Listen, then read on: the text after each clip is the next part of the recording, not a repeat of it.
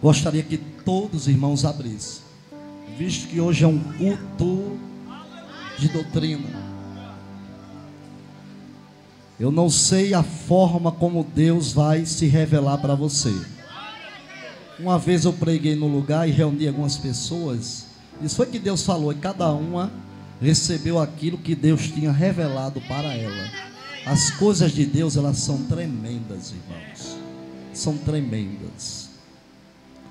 Mateus capítulo 10. Eu gostaria que depois você deixasse o livro aberto, que nós vamos falar algo da parte do Senhor. O versículo que eu quero compartilhar com vocês é o último versículo do capítulo 10. Mas eu gostaria que você deixasse a sua Bíblia aberta. Faça como o povo de Bereia, para saber que tudo que está sendo falado está nas Escrituras Sagradas. Porque nem tudo que às vezes é pregado no altar é Deus falando. Temos que examinar a palavra. Glória a Deus. Porque Deus diz: ai daquele que terá ou acrescentar. Quantos encontraram? Diga: encontrei. Ninguém tomou café hoje não, irmão? Quantos encontraram? Diga: encontrei. Quem não encontrou, escola bíblica ainda é o melhor lugar para se manejar bem a palavra da verdade. Ame a escola bíblica, ame, e você vai ver o que é que Deus vai fazer na sua vida e na sua casa. Vamos ler, versículo 42, todos. E qualquer que tiver dado, só que seja um copo de água fria, a um desses pequenos, em nome de discípulo, em verdade vos digo, que de modo algum perderá o seu galardão. Vamos mais uma vez? E qualquer que tiver dado, só que seja um copo de água fria, a um desses pequenos, em nome de discípulo, em verdade vos asseguro, vos afirmo, que de modo algum perderá o seu galardão. Vamos mais uma vez? E qualquer que tiver dado, só que seja um copo de água fria, a um desses pequenos, em nome de discípulo, em verdade vos digo, vos afirmo, que de modo algum perderá o seu galardão. A igreja diz amém, irmãos. Quando nós olhamos, irmão, para o capítulo 10, que Mateus escreveu um relato acerca dos propósitos que Jesus Cristo revelou àqueles que Ele chamou, nomeou e capacitou para fazer a sua obra. E nós sabemos que cada trecho da Bíblia Sagrada é interpretado de acordo com a regra própria da palavra. Não é o homem que revela a Bíblia, é o Espírito Santo de Deus. Não é aquilo que eu acho que seja, mas aquilo que Deus sabe que é e que é. E quando nós analisamos, irmãos, esse texto aqui de Mateus, que eu pedi para os irmãos ler 3 vezes, Jesus, ele fez uma afirmação. Qual foi a afirmação que Jesus disse? Eu vos asseguro. Olha a segurança que Jesus dá no final do capítulo 10 do livro de Mateus. Jesus disse: eu vos asseguro. Quem foi que disse, igreja? Jesus. Então Jesus, ele assegurou que receberia um copo de água fria, que aqueles que dessem um copo de água fria, ele receberia um galardão. Galardão fala de recompensa, fala de um prêmio. Quando eu olho para essas palavras de Jesus Cristo, Jesus, ele encerra esse capítulo 10 falando acerca de uma coisa simples, mas ele começou com algo pesado. Ele começou como se fosse um balde de água fria jogando sobre os discípulos. Não foi fácil ouvir aquela palavra, porque no começo eles não entenderam. Porque tem pessoas que pensam que o reino dos céus, irmão, é qualquer coisa, é qualquer negócio. De maneira nenhuma, irmãos. Jesus veio a esta terra com um propósito de cumprir a vontade do Pai. E se você está com a Bíblia aberta, você vai ver aí, para você entender o que é o copo com água fria, porque eu já vi muitas pregações sobre o copo de água fria, mas você tem que entender o contexto. Todo texto existe um contexto, fato, a história, a narração real, a narração principal. Olhe só o que diz o versículo 1, todos leiam comigo. E chamando seus 12 discípulos, ele não disse apóstolos, porque ainda não era apóstolo, eram discípulos. É aquele que recebeu o chamado de Jesus e levantou a mão para segui-lo. Uma vida de renúncia, como está aí na camisa da mocidade. Ninguém nasce discípulo, irmãos.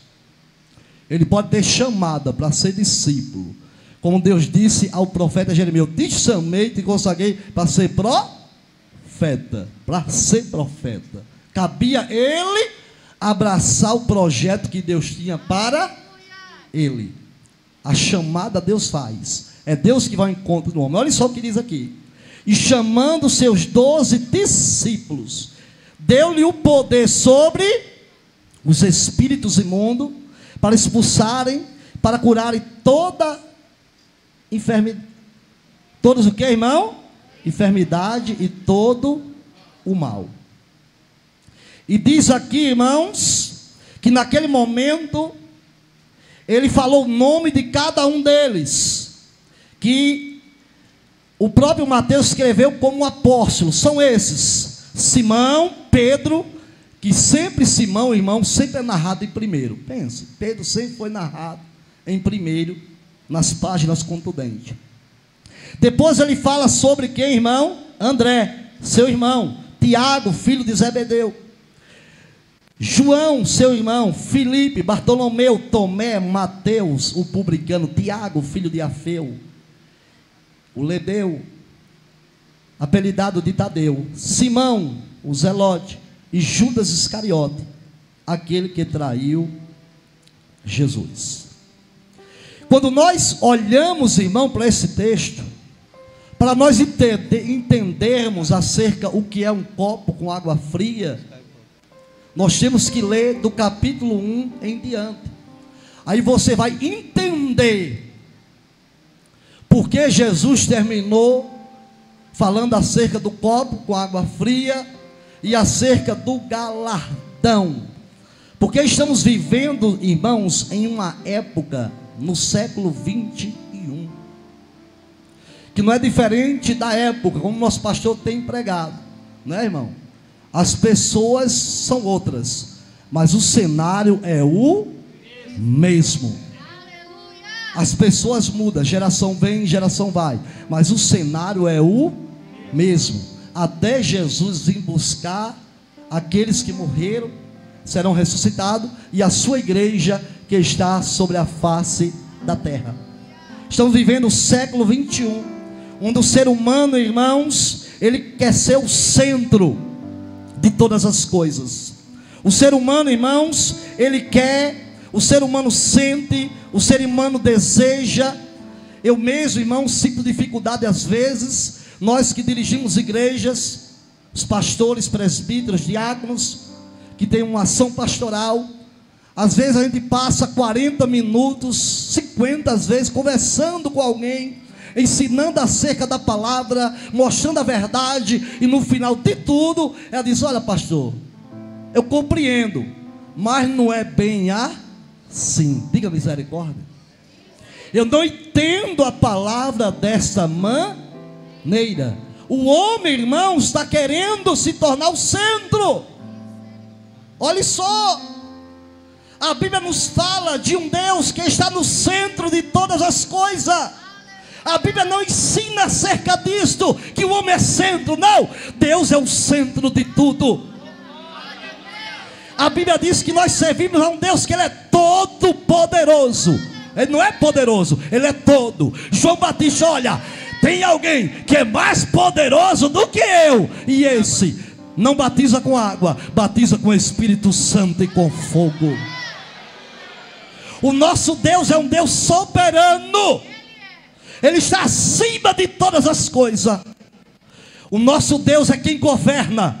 A rédea ainda está na mão dele. Ele é o maestro que rege a orquestra do universo e sabe quando o instrumento desafina e diz: está errado.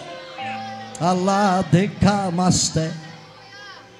É um Deus que tem uma vontade. A Bíblia diz que é um Deus, irmãos, que tem sentimento pelo homem. É por isso que Jesus disse, escreve aí João, porque Deus amou o mundo de tal maneira que deu seu Filho unigênito, para que todo aquele que nele crê não pereça, mas tenha a vida eterna. Esse Deus, irmãos, é esse Deus que tem sentimento. É o Deus que diz, essa palavra precisa ser obedecida. Quando ele ensina acerca da oração, que os discípulos não sabiam como orar, ele disse: olha, primeiro, reconheça que você não só tem somente um Deus, mas esse Deus se tornou teu Pai. E outra coisa, não é meu Pai. Jesus podia dizer, meu Pai que já é céu, não. Ele disse nosso. Diga teu irmão, é nosso. É meu e seu, Ele é Pai. E o Pai só dá o melhor para aquele que é filho. O Pai só dá o melhor para aquele que é família. O Pai só dá o melhor para aqueles que andam na retidão. Está entendendo o que é que Deus está dizendo hoje, nessa noite? O nosso Deus não mudou. As suas regras não mudaram. Seus princípios de vida não mudou. Mesmo nos caprichos do homem moderno na terra, o nosso Deus não mudou. A Bíblia não mudou. A Bíblia continua sendo a inerrante palavra de Deus. Ela é a palavra inerrante. Jesus disse: a minha palavra é espírito e vida. Nós estamos em 2023. Se daqui 700 anos Jesus não vier buscar a igreja, 2723, geração vai, geração vem, geração vai, geração vem, e a Bíblia ainda é a palavra de Deus. Ela não renova, ela é viva. Ela renova é a vida do homem fraco, limitado, mas ela é viva, ela é soberana. Quanto mais você lê, é um poço profundo para revelações do céu sobre a face da terra.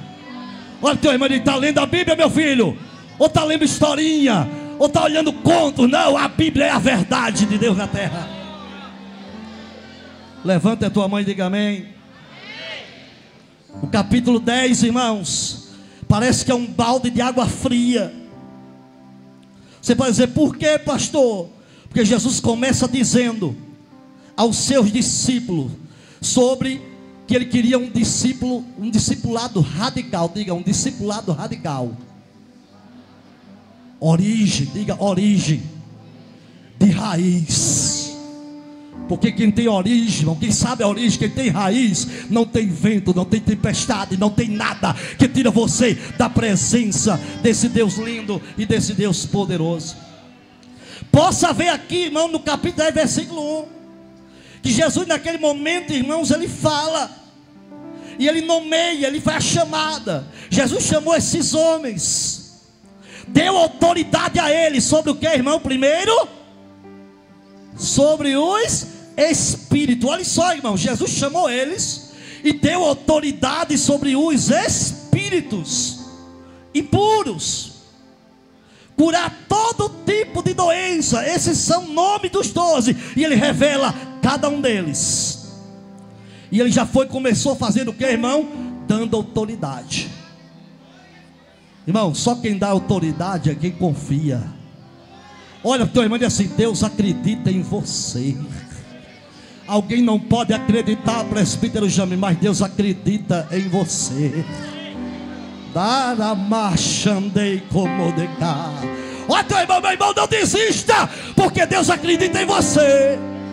Mesmo você ainda não entendendo os mistérios do céu, mas Jesus te diz: vem cá, eu estou te dando autoridade. Primeiro, sobre o espiritual. Não é sobre o material, não. Começa no espiritual. É por isso que Paulo disse: santifique o vosso corpo, alma e espírito. Foi isso, irmão? Não, nanina, não. Primeiro veio o quê? Espírito. Depois veio a alma. Depois o corpo. Olhe como Jesus começa, irmãos, um discipulado radical, estreito. Eles vêm cá, eu vou mostrar o projeto do Pai. Vem para cá tudinho. Chegou, aí diz aqui: e chamando eles, disse-lhe: dou poder a vocês sobre os espíritos, sobre todo o mal. Diga amém, irmãos. Olha só. E depois, irmãos, que ele fala acerca dessa autoridade, Mateus revela aqui, irmãos, abra aí por favor o versículo 36. O que é que diz o 36? 1, 2, 3, todos.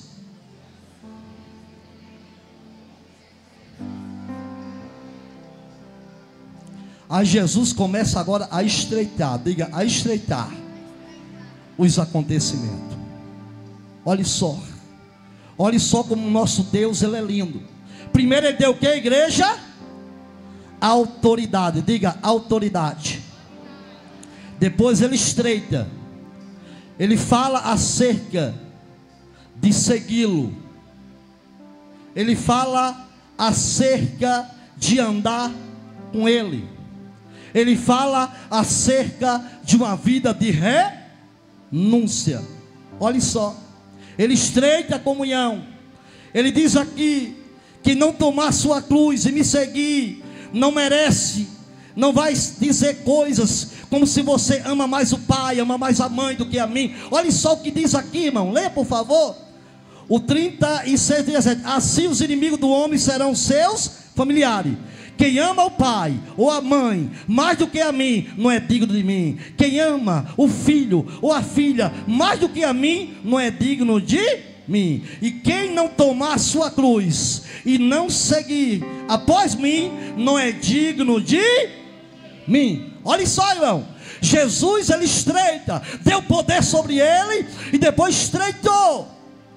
Ele falou aos seus discípulos acerca de aquele que não quer tomar a cruz, de seguir ele, não merece. Aquele que colocar qualquer pessoa, pai, mãe, filho, esposa, acima dele, não merece ele. Olha só, irmão, quantas palavras duras, quantas palavras difíceis que Jesus falou naquele momento. E a Bíblia nos mostra que essa proposta é para minha e para a sua vida também.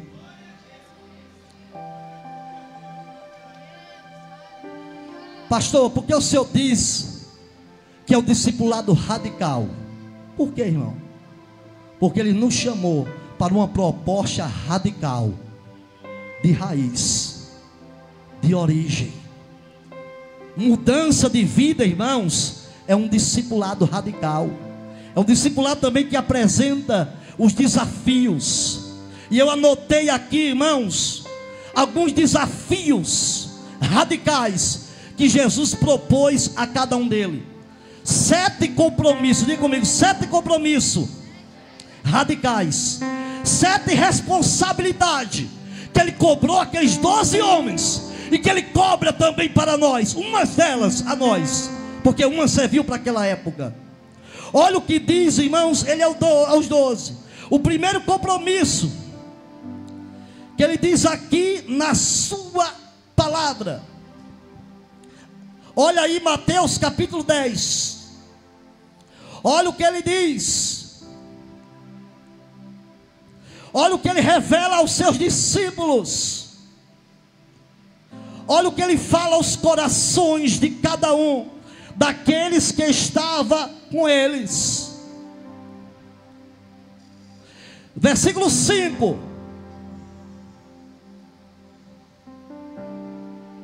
O que é que diz aí, igreja? Jesus enviou os 12 e lhe ordenou, dizendo: ireis pelo caminho das gentes, nem entreis em cidade de samaritanos, mas ide antes as ovelhas perdidas da casa de Israel. Olhem só, irmãos, a primeira proposta, o primeiro compromisso: vocês vão somente as ovelhas perdidas da casa de Israel. Versículo 5 e 6. Ou seja, a prioridade vai começar pelo povo da aliança. Por que o povo da aliança? Porque Deus fez promessa iniciante a Abraão. Porque de Abraão veio Israel, e de Israel veio todas as famílias da terra. Deus tem compromisso com a sua promessa. Ele não volta com a promessa. Olha só, irmão, eu vou dar poder e autoridades. Eu vou dizer o nome de cada um de vocês. Nomeou cada um. Isso, olha, eu vou enviar vocês agora. Mas primeiro vocês vão para a casa de Israel, para as ovelhas da casa de Israel. Se você ler Romanos capítulo 3, não dá tempo. Paulo escreve ao Romano: primeiro judeu, depois gentios. É uma questão de prioridade do reino dos céus. Porque Deus disse: Abraão, sai da tua terra. Ele não era Abraão, era Abrão. Sai da tua terra, sai da tua parentela, e vai para o lugar que eu te mostrarei. Quando Abraão ouviu a palavra, arrumou lá e disse: olha, através de ti abençoarei todas as famílias da terra. O Moisés que está lá em Londres, os irmãos que estão aqui na cidade de Rio Largo, eu vou abençoar todas as famílias da terra. Olha só o propósito que Jesus revelou. Chamou os 12 e disse: primeiro eu vou cumprir a promessa de Abraão. Primeiro na casa dos filhos de Israel. Não entre em Samaria, não entre na casa de ninguém. Primeiro é eles. Diga: Jesus tem as prioridades. Ele faz como Ele quer. Ele iniciou um povo para abençoar todas as famílias da terra. Levanta a tua mão e dê glória a Deus, meu irmão. Nosso Deus é tremendo. Por isso que Paulo disse: judeus, depois gentil. Todo o capítulo 3 Paulo revela. Ele entendeu que Jesus falou aos 12 discípulos, que se tornaram 12 apóstolos. O segundo compromisso, ele dá outro compromisso. O que é que diz aí, irmãos? Versículo 7. Toda igreja. O primeiro compromisso qual foi? Ir primeiro a Israel, porque depois de Israel eu vou abençoar todas as famílias da terra. Versículo 7, o que é que diz? Ide pregai, dizendo o que, irmão? É chegado o reino dos céus. Agora eu vou profetizar de olho aberto, que Jesus disse: não é para pregar, não é para pregar o que eu gosto. Entendeu, irmão? Não é para pregar o que você gosta. Não é para pregar, meus irmãos, a mentalidade humanista, marxista. Não, não, não, não, não. Não é para pregar o autoajuda, para levantar o ânimo de alguém, não. Jesus disse: eu quero que você pregue o reino do céu, o reino do céu, o reino do céu, o reino do céu, o reino do céu. Está entendendo? Está entendendo? Não prega o que você quer, não. Prega o meu reino. É o meu reino que vai transformar a vida. O meu reino é a minha vontade. O meu reino é a minha soberania. Aonde o meu reino entra, as coisas mudam. O ladrão, eu não sei se foi do direito ou do esquerdo, irmão. A Bíblia não diz. O pessoal gosta de condenar o esquerdo, né, irmão? Misericórdia. A Bíblia não diz qual foi. Mas um dele olhou e enxergou Jesus o reino. Jesus, lembra-te de mim quando entrar no teu reino. Olha, filho, o reino não garanta agora não. Porque quem morreu de Adão até agora está no lugar intermediário chamado seio de Abraão, é paraíso. Aí Jesus disse: olha, eu garanto que hoje mesmo você entra comigo no paraíso. Mas depois que eu morrer, depois que eu descer a parte mais baixa, vou anunciar: Eu sou a promessa de Deus. E vou pegar todo mundo, de Adão até agora, que andaram na retidão. Vou levar ao terceiro céu, na presença de Deus. Levanta a tua mão. Deus, teu irmão, o negócio é reino, meu irmão. Não é autoajuda, não. Deus está cansado de livro de autoajuda. Deus quer que pregue o reino.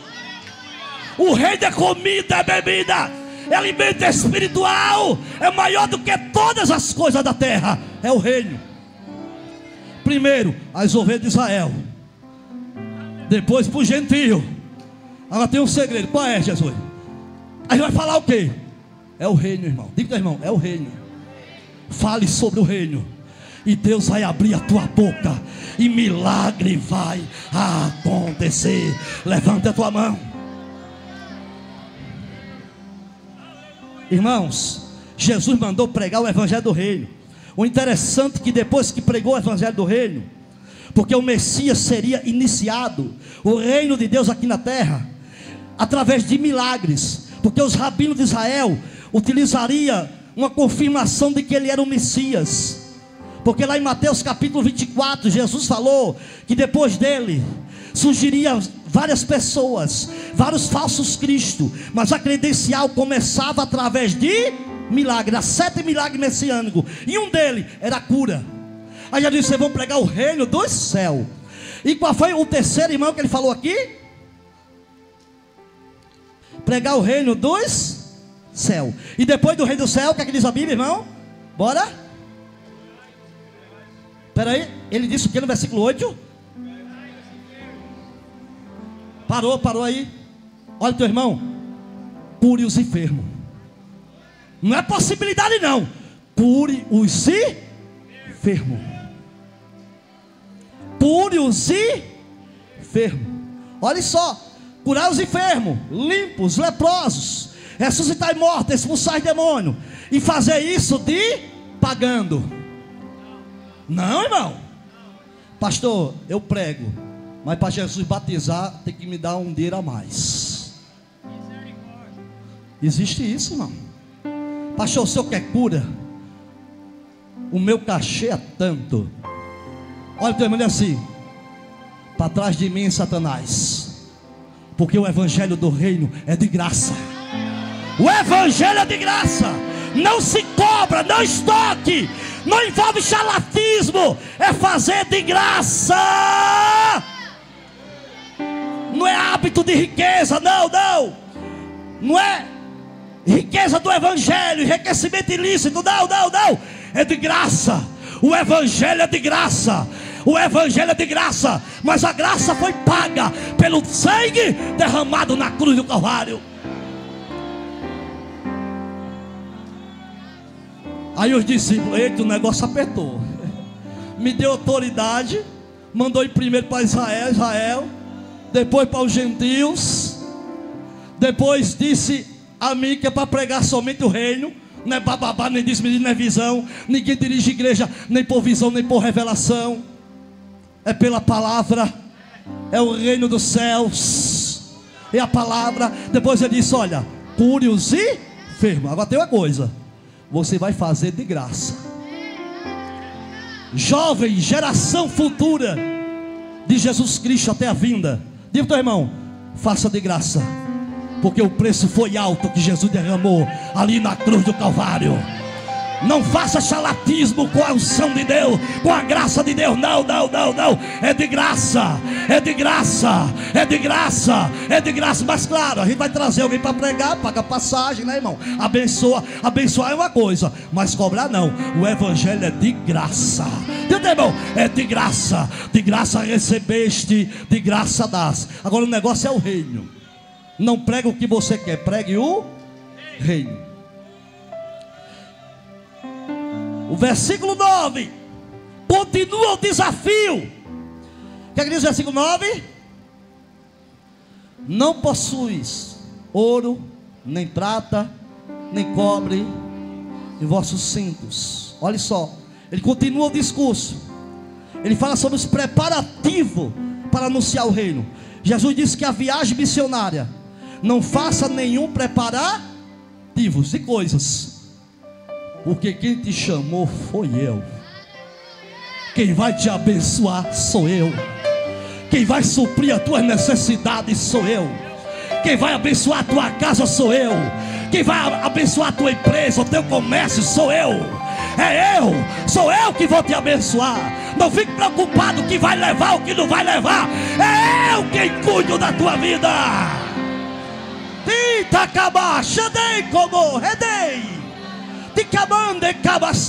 Aquieta o teu coração, que Ele é supridor nesta noite. Ele é supridor. Em quinto lugar, Ele manda o desafio de escolher. O que é que diz aí o outro, irmão? Para correr, para terminar.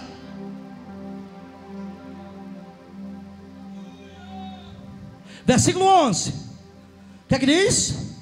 Em qualquer cidade ou aldeia em que entrades, procurai saber quem nela seja digno, e hospedai-vos aí de que vos retire. E quando entrares em alguma casa, saudai ela.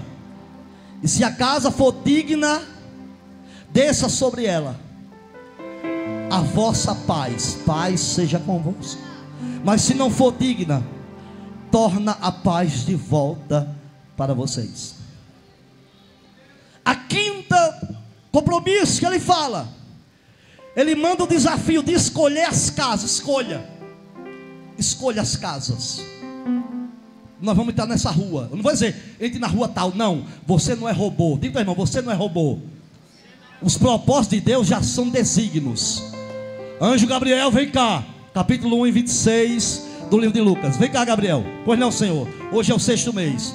Já entendi, Jesus. 6º mês. 6º mês de quê? Que a prima de Maria estava grávida. Deus falou lá no céu. Foi lá no céu. E doutor Lucas revelou algo oculto. Vá na cidade da Galileia chamada Nazaré. A rua tal, casa tal. Você não precisa nem de número. Eu sei onde mora todo mundo. Mas aqui ele não disse isso. Procurai as casas, escolha. Hoje eu vou entrar nessa rua daqui. Escolha a casa. Se a casa abrir a porta para você, diga: a paz esteja nesta casa. Olhe só o que Jesus falou. Olhe só o que Jesus revelou. Vocês vão escolher. Ela vai receber vocês. Mas se vocês insistirem e não for digna de paz, bater a porta da sua cara, bata o pó dos sapatos, da sandália, e saia, e a paz voltará para vocês. Jesus estava dizendo, irmão, que aquela rejeição não vai causar dano nenhum na vida deles. Porque o evangelho, irmão, não é todos que abraçam. O evangelho não é todos que abraça o evangelho do Senhor Jesus Cristo. E ele disse: se você pregar lá e ninguém aceitar, não se preocupe com nada, bate os pés, porque não vai afetar vocês em nada. Quem vai perder é eles. Levante a mão e diga amém, irmão. Ninguém faz trabalho em vão para Jesus. Ah, eu fiz evangelismo, não ganhei ninguém, ninguém me recebeu. Você fez a sua parte do reino do céu. Levante a tua mão e dê glória a Deus. Jesus disse: só escolha a casa, é bem mais fácil. Entre, paz. Se ninguém receber vocês, a paz retorna. Mas se receber, eu vou mudar a história daquela casa, porque a paz vai entrar dentro. Até aí estava bom, né, irmão? Ô glória! Aí no 7º desafio, ele diz o que, irmãos? O 7º desafio, versículo 14, ou melhor, o 15, todos: em verdade vos digo, que no dia do juízo haverá mais rigor para Sodoma e Gomorra do que para aquela cidade que não lhe recebeu. E eis que vos envio como ovelhas no meio de lobos. Porquanto sede prudente como a serpente, e simples como a pomba. Olhe só, irmãos. Olhe só o que Jesus falou. Olhe só o que Jesus revela. Ele disse que haveria, irmãos, momentos difíceis para o evangelho. Diga comigo, momentos difíceis. E ele começa a ensinar: acautelai-vos, porém, dos homens, daquele que vos entregarão ao sinédrio e vos açoitarão nas suas sinagogas. Serei até conduzido à presença de governadores e de reis por causa de mim, para lhe servir de testemunho, eles e ao gentio. Olhe só, irmãos, a sétima coisa que ele revela: que haveria ódio na vida das pessoas. Você estava levando amor e as pessoas estavam lhe dando ódio. As pessoas não iriam enxergar. Ele disse: discípulos, vocês vão passar momentos difíceis, porque o homem está chegando o dia que ele quer ser o centro. Tem homem que diz: se a caneta estiver na minha mão, acabou-se, eu mando em tudo. E vai haver perseguição. Olha só. E ele fala: vocês serão odiados pelos de dentro e serão odiados pelos de fora. E ele diz aqui: vocês serão odiados. Quem não tem mentalidade do reino vai lhe tratar mal. Quem não tem mentalidade acerca de Jesus vai lhe tratar mal. Eles vão olhar para vocês como pessoas insuportáveis. Eles não vão suportar a presença de vocês. Parece que as coisas não vão se alinhar muito. Era uma verdade que ele estava dando aos apóstolos, mas Jesus depois, ele repete isso para trazer entender a cada um deles. Ele diz aqui, irmãos, que ele era luz, que ele não desanimasse por nada, porque ele era luz aqui na terra. Diga, irmão, você é luz aqui na terra. Você foi chamado para brilhar. Deus lhe deu poder sobre todas as coisas, mas vai haver rejeição. Estamos vivendo o século 21, onde não mais permite, irmãos, onde os obstáculos estão se levantando, onde as leis estão sendo colocadas para tirar o princípio da palavra, o princípio da verdade de Deus. Tudo isso está acontecendo. Tudo isso, o ódio.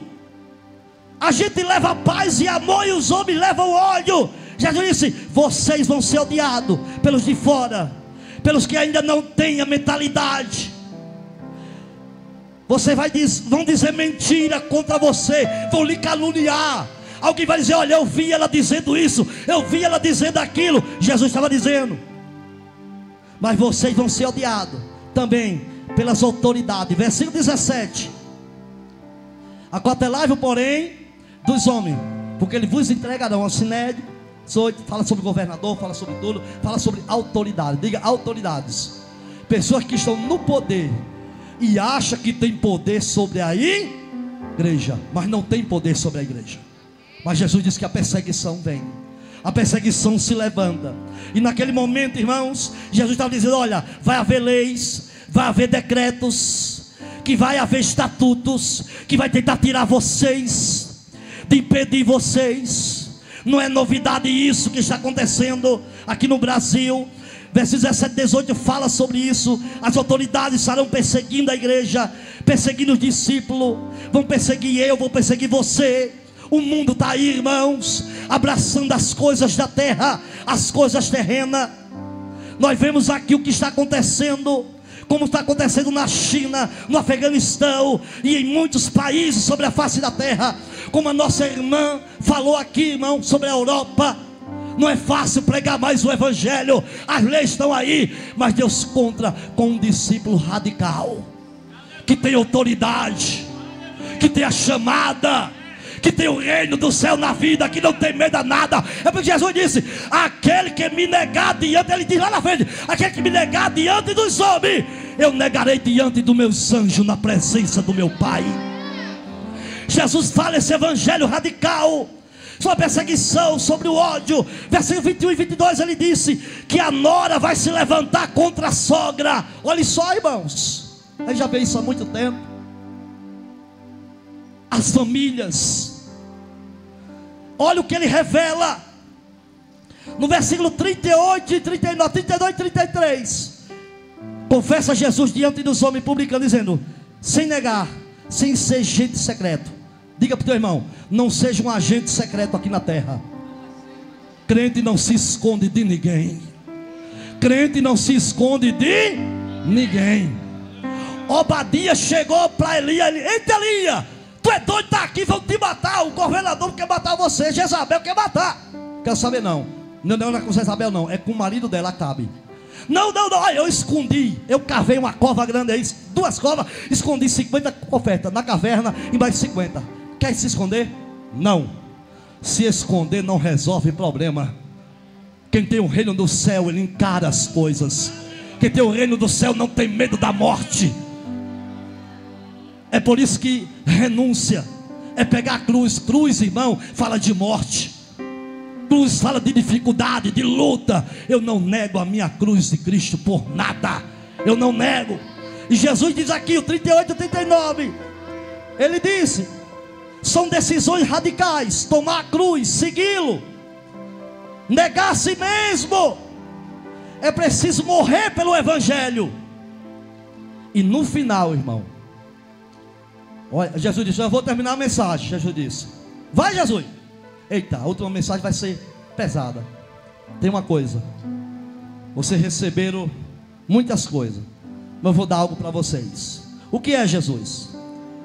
Qualquer que tiver dado, só que seja um copo de água fria, a um desses pequenino, em nome de meu discípulo, verdadeiramente vos digo, que de modo algum perderá o seu galardão.